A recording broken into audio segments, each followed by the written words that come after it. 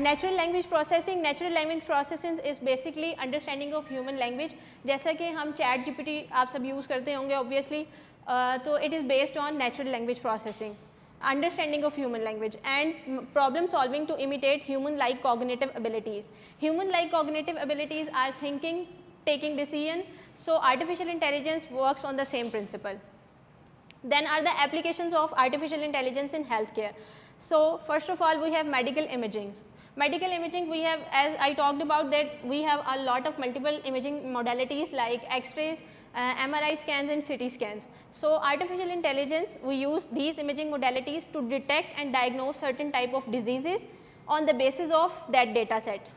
सबसे पहले हम अपना एक डेटा बनाएंगे, उसके बाद हम अपना डेटा को ट्रेन करेंगे और उसके बाद हम उससे प्रिडिक्ट कर सकते हैं. लेट्स सपोज कि हम ये प्रिडिक्ट कर सकते हैं कि इस पेशेंट को कौन सा डिजीज़ हो सकता है on the basis of that data set.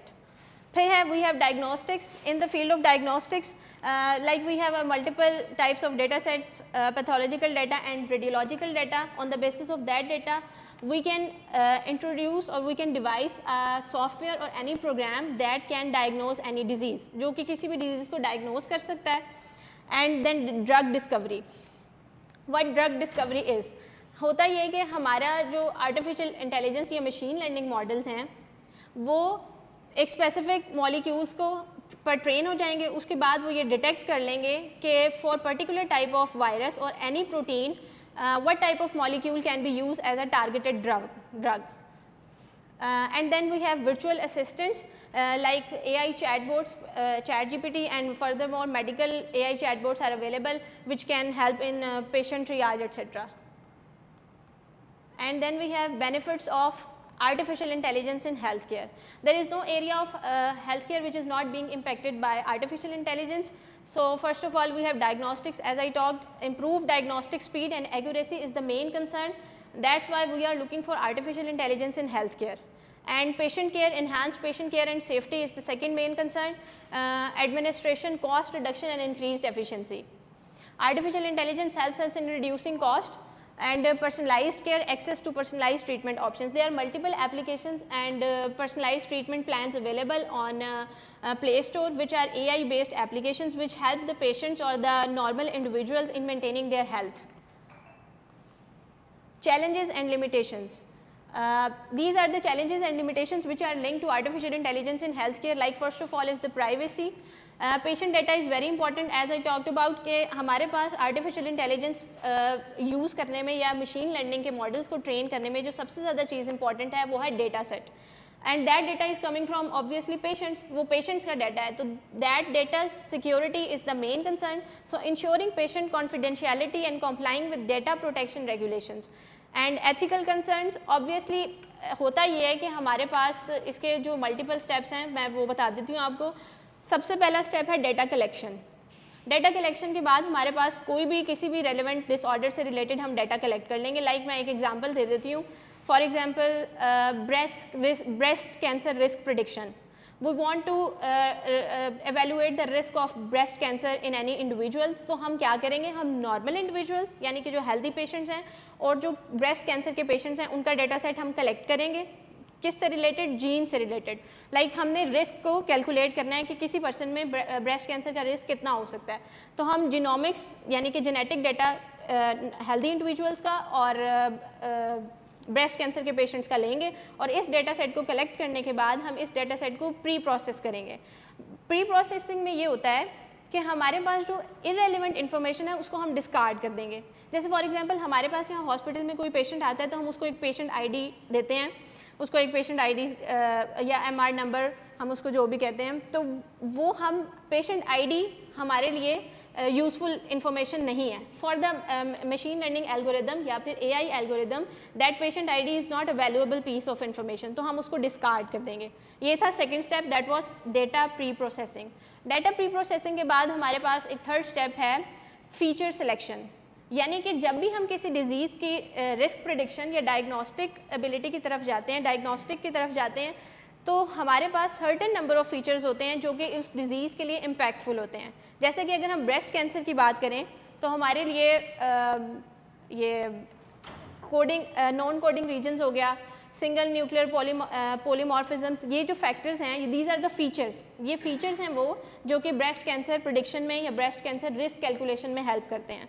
तो इन फीचर्स के बेसिस पर हमारा मॉडल इन फीचर्स को सिलेक्ट करेगा, उसके बाद हम अपने डेटा को ट्रेन करेंगे। हमारा डेटा सेट जब ट्रेन हो जाएगा मॉडल पे, उसके बाद हम प्रिडिक्शन लेंगे कि किसी भी पेशेंट के अंदर ब्रेस्ट कैंसर का रिस्क कितना हो सकता है। And the last step is validation. Validation ये है कि हमने अपने रिजल्ट्स को वैलिडेट करना है कि हमारे जो रिजल्ट्स हैं वो कितने % एक्यूरेट हैं जो हम अपने मॉडल से प्रिडिक्शन ले रहे हैं। ऑब्वियसली ह्यूमन इंटेलिजेंस को कम्पीट करना या ह्यूमन एक्सपीरियंस को डिनाई नहीं किया जा सकता। So that's why we use the step of validation. Validation के लिए हम कोई भी हेल्दी इंडिविजुअल है उसके जो सर्टेन नंबर ऑफ फीचर्स हैं या जो सर्टेन टाइप ऑफ फीचर्स हैं वो उस एल्गोरिदम में ऐड करेंगे, एंटर करेंगे, और उसके बाद हमें वो एक स्पेसिफिक वैल्यू दे देगा that this person has 30% risk of breast cancer, यानी कि इस पर्सन में 30% चांस हो सकता है ब्रेस्ट कैंसर का। And ethical, these were the ethical concerns. Okay, ethical concerns में एक चीज़ ये भी है कि हमारे जो मशीन लर्निंग या AI बेस्ड एल्गोरिदम्स हैं that work on the principle of majority, यानी जहाँ पे हमारे पास जिस तरफ ज़्यादा डेटा सेट लाए करेगा वहाँ पर हमारा मशीन लर्निंग या AI का जो आंसर होगा वहाँ पे उस तरफ बायस्ड होगा। जैसे फॉर एग्जांपल अगर हम इसकी बात करें कि हमारे पास कोई भी एक रैंडम एग्जांपल है डेली लाइफ से related, we have 5 type of flowers, हमारे पास 5 तरह के फूल हैं, तो हम उनको क्लासीफाई कर रहे हैं बाय यूजिंग आर्टिफिशियल इंटेलिजेंस। तो अगर हम उनको क्लासीफाई कर रहे हैं तो जो क्लास सबसे ज़्यादा होगी, यानी कि जो वैरायटी ऑफ फ्लावर्स सबसे ज़्यादा होगा, मशीन लर्निंग या आर्टिफिशियल इंटेलिजेंस का जो प्रेडिक्शन होगा वो उस क्लास के ऊपर ज़्यादा बायस्ड होगा। So that's the main concern regarding artificial intelligence, और इस पे काम हो रहा है and we are going towards generative AI। Generative AI is basically कि हमारे जो जिस तरह हम अपने डेली एक्सपीरियंसेस से लर्न कर रहे हैं उसी तरह हमारा एल्गोरिदम भी अपने रोज़ाना डेली बेसिस पे जो भी कोई न्यू डेटा आए उससे वो लर्न करे और उसके बाद अपने आप को उसके अकॉर्डिंगली अपडेट करे और फिर हमें prediction they. Then we have interoperability issues. Interoperability issues come when like एक किसी person ने कोई algorithm बनाया and other person has difficulty in understanding that, then we face the issues of interoperability. Human insight is essential to validate AI recommendations. As I told कि हम human intelligence को इस issue के regarding deny नहीं कर सकते because human validation is the most important step. Then we have the successful implement. These are the areas where artificial intelligence has made its mark in successful implementation. First of all, AI-driven genomics. AI is revolutionizing genomics by enabling the analysis of vast genomic data sets quickly and accurately. As I gave the example of breast cancer or risk prediction, so AI helps in the analysis of genetic data and proteomics, yani proteins data, and then we can use that data set for further prediction. And AI powered medical devices, हमारे पास बहुत सारी variable medical devices available हैं, जैसे कि for example एक AI based cardiac monitoring या cardiac monitoring variable device हो सकती है या ये अवेलेबल भी हैं, विच कैन बी वॉन 24/7। वो डिवाइस जो है वेरिएबल है, उसके अंदर मल्टीपल सेंसर्स इंटीग्रेटेड हैं, लाइक ECG सेंसर और ये पल्स ऑक्सीमीटर, ये उसके अंदर इंटीग्रेटेड होगा। और these sensors do, they record the data continuously, और वो डाटा वो वेरिएबल डिवाइस हमारे मोबाइल एप्लीकेशन से लिंक्ड होगी, वो डाटा सारा ऐप पे ट्रांसफ़र होगा and then we can integrate an AI algorithm with that data set. फिर हम अपने एक AI एल्गोरिदम को उस डाटा सेट के साथ इंटीग्रेट कर सकते हैं और उससे फर्दर प्रेडिक्शंस ले सकते हैं। यानी कि इस पेशेंट का अगर हार्ट रेट इतना चल रहा है, नॉर्मल है, रिदम नॉर्मल है, तो एट व्हेन किस टाइम पर जाकर उसका एरिथमिया या कोई इस तरह का प्रॉब्लम हो सकता है, AI एल्गोरिदम जैसे ही उसको इस तरह का कोई इशू रिपोर्ट होने लग सकता है तो AI algorithm will warn that person. So AI-enabled telemedicine, AI chatbots and virtual health assistants can assist in patient triage, answer common medical queries. यानी कि हम टेलीमेडिसिन में पेशेंट का टाइम, डॉक्टर और पेशेंट दोनों का टाइम सेव करने के लिए एक AI चैटबॉट इंट्रोड्यूस करा सकते हैं जो कि सबसे पहले पेशेंट का ट्रियाज करे और उसके बाद उसके जो भी वाइटल्स हैं वो मॉनिटर करके it can prepare a report and present to the doctor जो कि कंसल्टेशन के लिए अवेलेबल होगा for the video conference. Then we have the case studies in artificial intelligence where it has been successfully helping in healthcare. First of all this is the stroke care without artificial intelligence. ये एक model है जो कि hub and spoke based है, यानी कि एक hub एक ऐसा सेंट्रलाइज्ड स्टेशन है जहाँ पे स्ट्रोक केयर एक्स्ट्रा ऑर्डनरी है, and spokes are the those community hospitals और small clinics where professional staff और proper stroke care is not available. तो सबसे पहले पेशेंट स्कैन होगा, उसके बाद उस पे स्पोक इंटरप्रिटेशन, यानी स्पोक जब जो कि कम्युनिटी सेंटर या कि किसी स्मॉल क्लिनिक में अवेलेबल होगा वो उसको इंटरप्रेट करेगा. It takes almost 35 minutes. Non-classical symptoms and competing STAT exam. STAT is basically an exam that helps in judging the response of a person who is suffering from stroke. So in delayed radiology, interpretation, and then it almost takes 110 minutes for the transferring of spoke to hub. Now the patient will go from that small clinic or that community center to the centralized care center. Transferring spoke to hub, it almost takes 110 minutes, and then the care team activates and it almost takes 36 minutes, which means activating team is manual and clinical information exists on disparate systems delaying decision making. सब कुछ manual है, patient को transfer होने में time लग रहा है और इसमें तकरीबन 36 मिनट्स लग रहे हैं. ओवरऑल दीज आर 181 मिनट्स, ये टोटल 181 मिनट्स हैं. और जबकि फॉर एवरी 10 मिनट डिले, अगर 10 मिनट का डिले होगा तो the stroke patients lose 8 weeks of healthy life. यानी हर 10 मिनट के डिले के साथ एक स्ट्रोक पेशेंट अपनी ज़िंदगी के 8 हफ्ते ज़ाया कर देगा. Now with AI, stroke, this is the same model, but with AI the patient scan is done and it almost takes 6 minutes because all things are digitalized. All scans are analyzed by AI models and prioritized to the top for immediate radiology interpretation, and it almost takes 30 minutes to connect the spokes and hubs. They connect on app and share clinical images, and it takes almost 25 minutes for the care team activation and the intervention, and this whole process takes 61 minutes. Now in this, with using AI, we saved 120 minutes. We saved 120 minutes of a patient's life, which means it added 96 weeks of healthy life per patient. So these are the diagnosis of breast cancer without AI. This is the whole process, like tissue sample collection. First of all, tissue sample is collected and it almost takes 36 minutes. Then the tissues are fixed and it almost takes 1 to 2 hours. Then the tissues are processed and it almost takes few hours to overnight, and then microscopic examination is done because it's manual examination, so it's labor intensive. Then diagnosis and reporting is done and it almost takes manual examination, and it can be a few hours long, especially for large volumes of samples, when the volumes of samples are large. Then we have diagnosis of breast cancer with AI.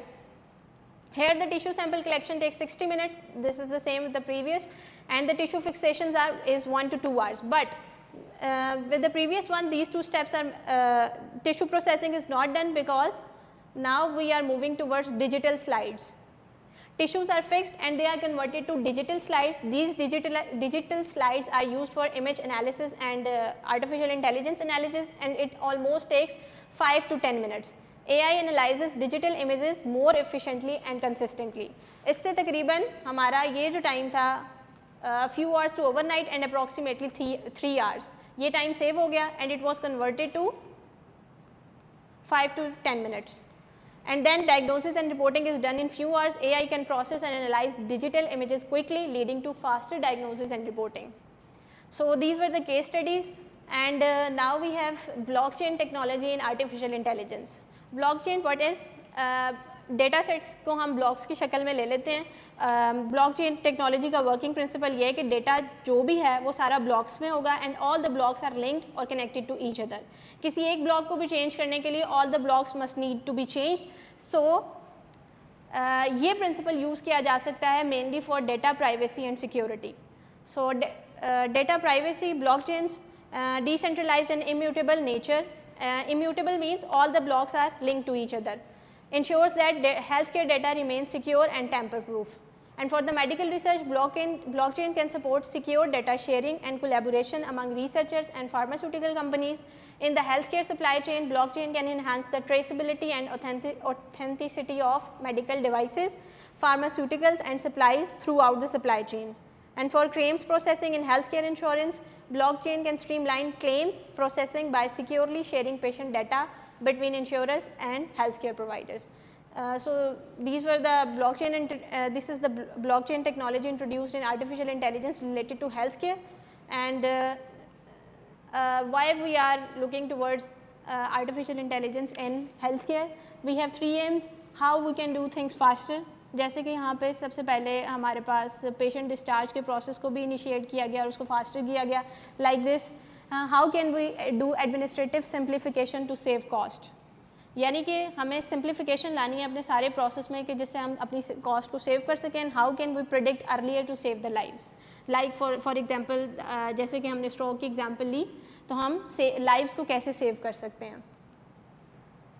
AI in healthcare has the potential to revolutionize patient care, offering improved diagnostics, personalized treatments, and streamlined processes. However, data privacy and security concerns, ethical considerations, and the need for human oversight are important challenges that require careful navigation to ensure responsible and beneficial AI adoption in the healthcare industry. So, we are done. If you have any question, then you may ask. I have a question. Yes, sure.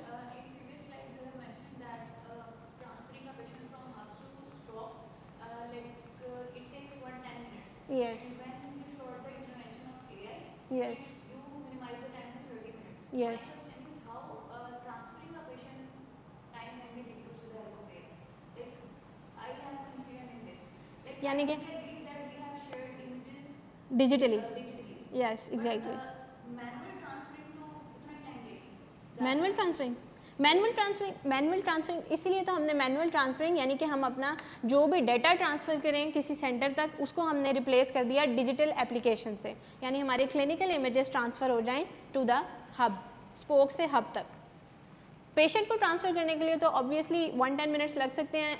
इसके लिए ये है कि अगर कोई और technology introduce करा दी जाए लाइक फास्ट फीडिंग ट्रांसपोर्ट, और ट्रांसपोर्ट में भी आर्टिफिशियल इंटेलिजेंस की जो है एप्लीकेशंस आ रही हैं लाइक ऑटोनोमस कार्स, और जिससे ये जो हिंड्रेंस डिटेक्शन है या ऑब्स्टेकल डिटेक्शन है वो ज़्यादा फास्टर है, तो उससे पेशेंट को भी ट्रांसफ़र करना ऑब्वियसली ईजी हो जाएगा. But that's because of AI intervention. Just because you mentioned that stroke doesn't have all the qualities to maintain a diabetic Yes. Stroke patient. at Yes. that level, like hub is maintained. Yes. That's what I meant. Yes. And anyone else?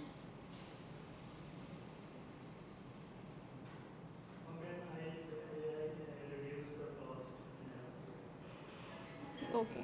We are using multiple types of softwares and we are using digital media. Like here in this example, the patient was being transferred to from spoke to the hub. But with the intervention of AI, digital images are transferred. So obviously transferring patient उसके लिए cost चाहिए, लेकिन जब हम images को transfer करेंगे तो they are online, they are digitalized, so it would not take any cost. Furthermore, अगर किसी का कोई क्वेश्चन ना हो तो I want to ask a question. आप सब मैं इसको एड्रेस करना चाहूँगा कॉस्ट कैसे सेव होती है. देखें जो सबसे ज़्यादा कॉस्ट होती है ना किसी भी चीज़ में, वो एक मटेरियल की होती है और एक रिसोर्स की होती है. रिसोर्स में आपका ह्यूमन रिसोर्स भी आता है. आपके जो डॉक्टर्स होते हैं ना, they cost you for every transaction that they make.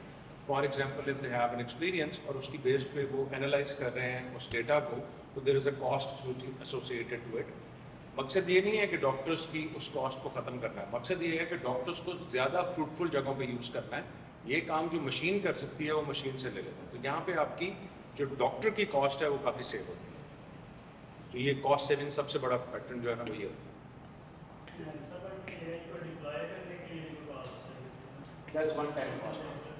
तो आप करते हैं यानी किसी भी कॉस्ट के एनालिसिस के लिए आप ये देखते हैं कि ऑपरेशनल कॉस्ट कितनी है और शुरू में कैपिटल कॉस्ट कितनी है.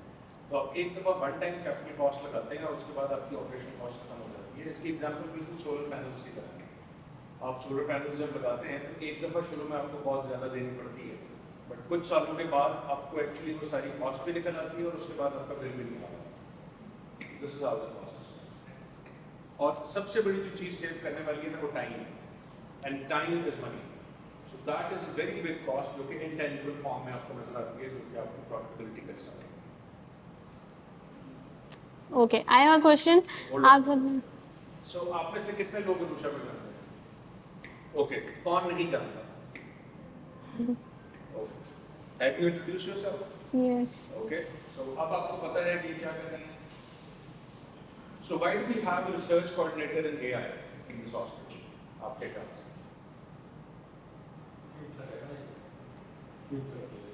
Exactly.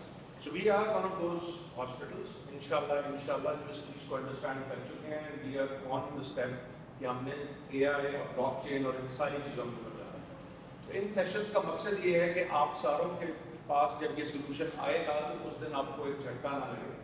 आप पहले से इस बात के अंदर जा रहे हो. अभी कम लोग हैं जो अटेंड करेंगे. आहिस्ता आहिस्ता लोगों को इंटरेस्ट बनेगा, लोगों को पता चलेगा इसका क्या फ़ायदा है, तो ज़्यादा से ज़्यादा आपकी लर्निंग होगी. So this idea is only for your learning. And research base के अंदर what we are doing is कि हम हर थोड़े अरसे के बाद एक टॉपिक पकड़ते हैं और उसके ऊपर रिसर्च करके उसको इम्प्लीमेंट करने की कोशिश कर रहे हैं. अभी हमने ये शुरू किया है. इंशाल्लाह कुछ अरसे के अंदर आपको आर्टिफिशियल इंटेलिजेंस बेस्ड चीज़ें नजर आना शुरू हो जाएंगी. It's a long journey but this will take very long time. Please. Yes. All of you must have visited Bush International Hospital's website. How many have you? किसने विजिट की हुई है वेबसाइट? ओके. उस पर 4 पॉइंट्स लिखे हुए हैं. Why you should choose BIH. आपने विजिट की हुई है?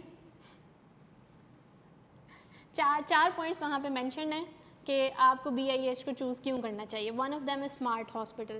BIH calls itself a smart hospital and it is. So how anyone can define what smart hospital is? या हम अपना जो डेली लाइफ में हम अपना फ़ोन यूज़ कर रहे हैं वो स्मार्टफोन है. वो स्मार्टफोन क्यों है? हमारा सबसे पहले जब PDS सिस्टम स्टार्ट हुआ जिससे हमारा smart Yeah, it's the way towards going smart. So smart technologies are basically self-analyzing, self-monitoring and ये जो है self-analyzing, self-monitoring devices.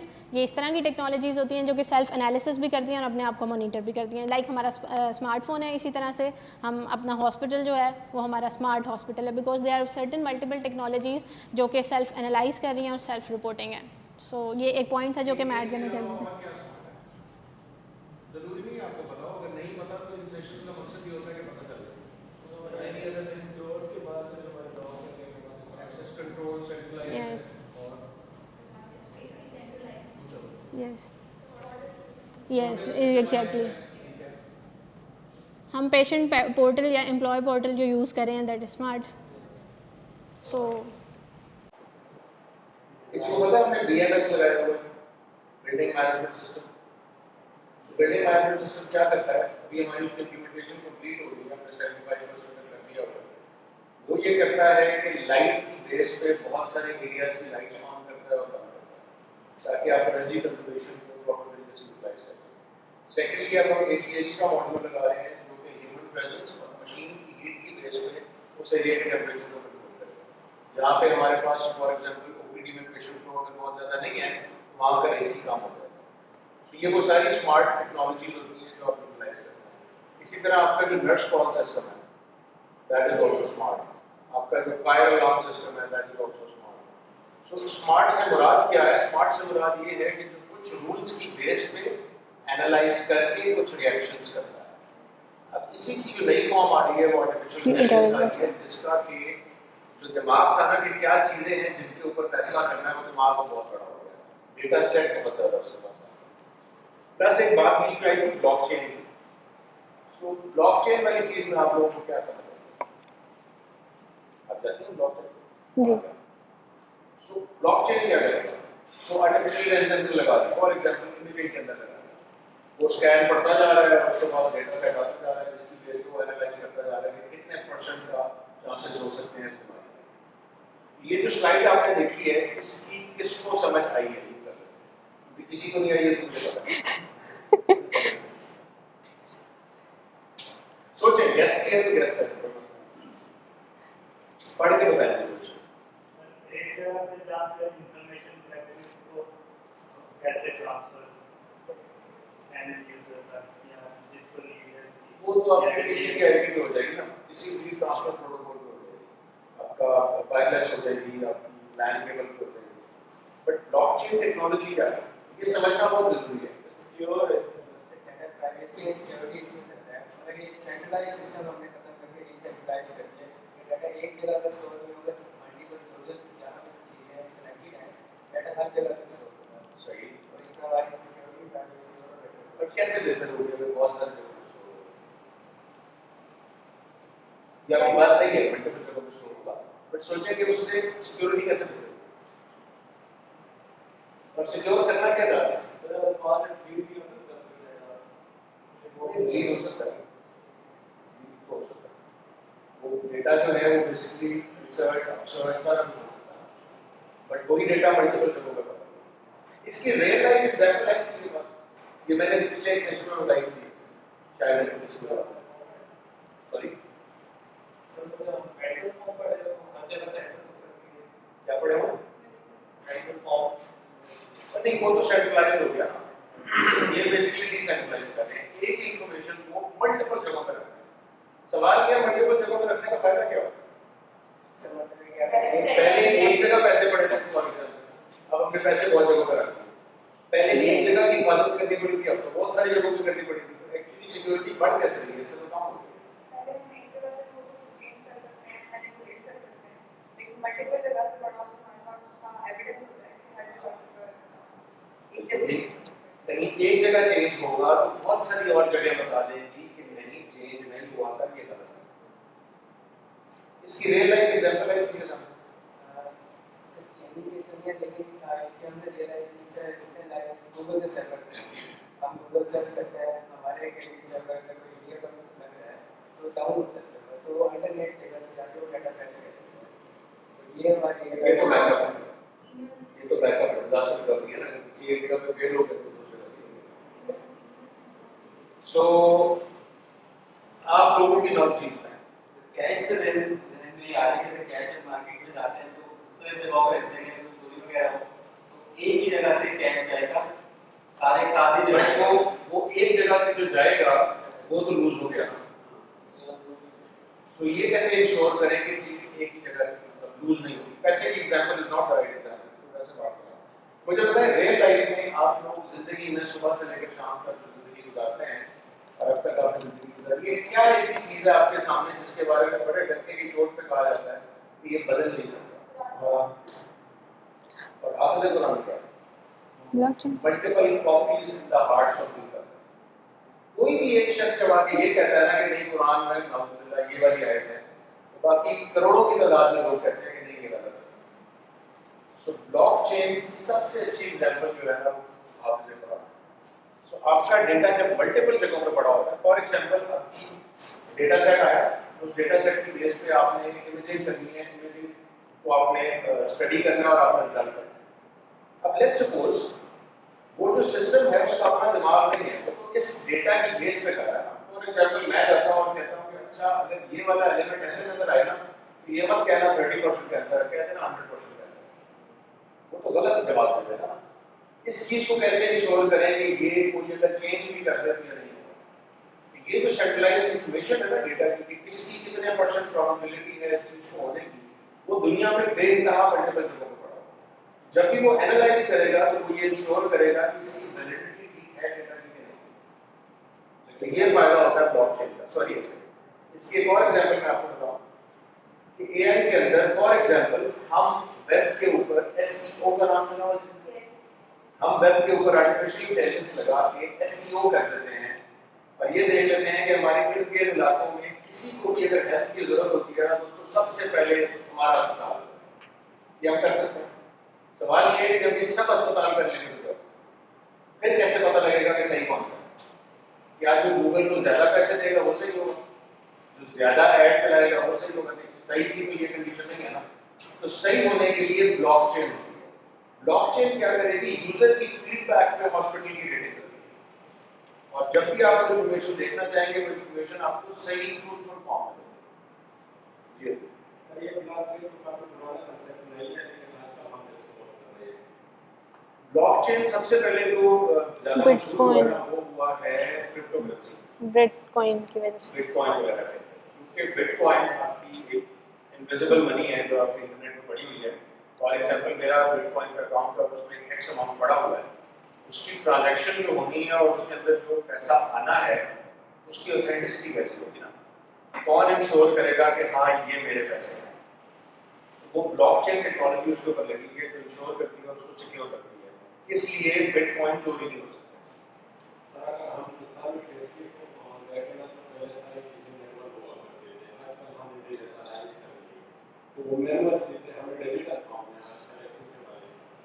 अगर आप कुरान से भी कर रहे हैं कुछ या हदीस है या सही है तो हार्ड फॉर्म में है, लेकिन आजकल ये सारी चीज़ें डिजिटल हो गई तो हमें नया कंसेप्ट लग रहा है कि ब्लॉकचेन है। अगर ये तो नहीं फर्क है। अहादीस के अंदर बहुत सारी ऐसी अहादीस हैं जिसके ऊपर वेब के ऊपर आपको कॉन्ट्रैक्ट नजर आएगा, इंटरनेट के ऊपर। एक और एग्जांपल आपको देता हूँ, सूरह बकरा में कितने आए थे? 286। आप चैट जीपीटी पे आ जाके लिखिएगा सूरह बकरा में कितनी आयतें हैं, वो आपको कहेगा 286। फिर उसके बाद उसको लिखिए अच्छा मुझे सूरह बकरा की आयत नंबर 290 लिख दो, लिख देगा, क्योंकि उसको सिर्फ लिखना आता है। तो इसके लिए ब्लॉकचेन की ऑथेंटिसिटी होनी चाहिए, क्योंकि फॉर एग्जांपल कोई जनरेटर बेचता है और वो आर्टिफिशियल इंटेलिजेंस लगा लेता है कि यार जिसको भी चाहिए सबसे पहले मैं नजर आऊं, और कंपनियां भी आर्टिफिशियल इंटेलिजेंस लगा लेती हैं कि हमें सही वाला नजर आए, तो पता कैसे चलेगा?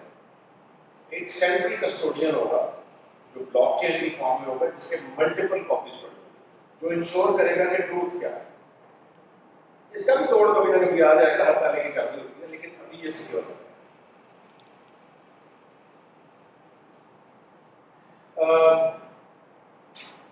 ये जो चेहरे आपके नजर आ रहे हैं, ये चेहरे मुझे अक्सर आर्टिफिशियल इंटेलिजेंस रिलेटेड ट्रेनिंग में नजर आते हैं, and I am really happy for this. आप लोगों को इंटरेस्ट है इन चीजों के अंदर, so I really would urge you कि प्लीज इस इंटरेस्ट को जारी रखिए। आप यहाँ रहते हैं या कहीं और जाते हैं, आपका रजिस्टर जहाँ भी लिखा हुआ है, इन चीजों को जरूर अपने ज़हन में रखिएगा, बिकॉज आने वाला वक्त इन चीजों का है। इससे पहले कि आर्टिफिशियल इंटेलिजेंस आपको कंट्रोल करना शुरू कर दे, आप इसको